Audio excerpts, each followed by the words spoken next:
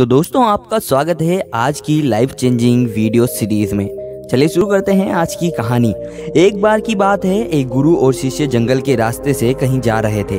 तो रास्ते में शाम होने लगी और जैसे ही उन्होंने देखा कि शाम हो रही है तो एक पास के गांव में पहुंच गए।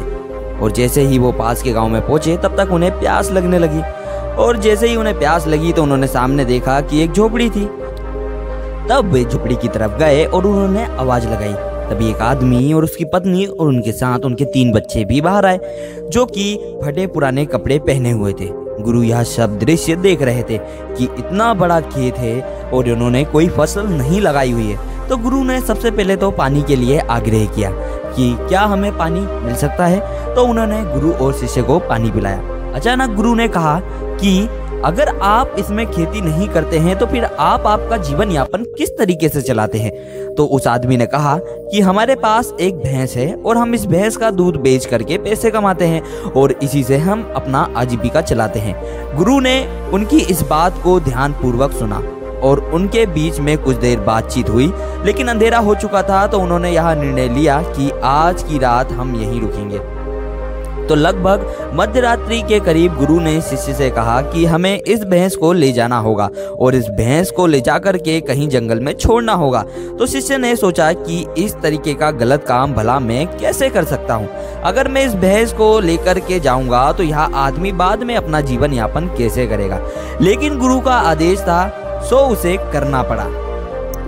और अब आधी रात होते ही गुरु और शिष्य निकल लिए, लेकिन भैंस को भी अपने साथ ले आए और बहुत दूर छोड़ दिया ताकि वहां से भैंस वापस अपने गांव में न आ सके। अब तकरीबन 10 साल बाद जब वह शिष्य भी गुरु बन चुका था और दीक्षा देने का काम भी करने लग गया था, तो उसने सोचा कि 10 साल पहले मुझसे जो गलती हुई थी, क्यों ना मैं आज उस गलती को सुधार लूं और मुझे उस आदमी के पास जाना चाहिए।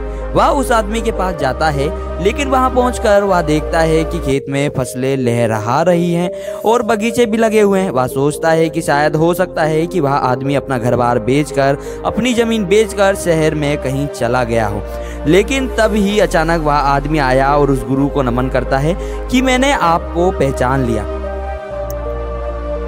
बरसों पहले आप और आपके गुरु साथ आए थे, लेकिन उस दिन रात को अचानक पता नहीं क्या हुआ कि हमारी भैंस हमें छोड़कर चली गई और अब हमें कोई दूसरा काम करना था जिससे हमारी आजीविका पुनः सुचारू रूप से चल सके।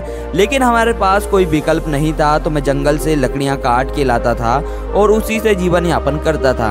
मैंने बहुत मेहनत की, आम के बगीचे लगाए। धीरे धीरे आम के बगीचों से लोग आम खरीदने लगे और धीरे धीरे मेरा आम का बगीचा बड़ा होने लगा और मुझे अच्छे खासे फल और उनसे पैसे मिलने लगे और मेरा बिजनेस बढ़ता गया, मेरा काम बढ़ता गया। अंततः यह जो आप देख रहे हैं वह 10 साल की मेरी मेहनत का नतीजा है।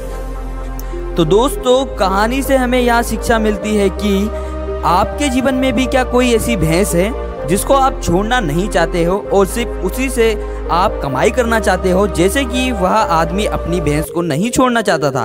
अगर वह अपनी भैंस को नहीं छोड़ता तो वह अपने अंदर के छिपे हुए टैलेंट को कभी नहीं पहचान पाता और इसके अंदर इतनी क्षमता थी वो कभी नहीं पहचान पाता।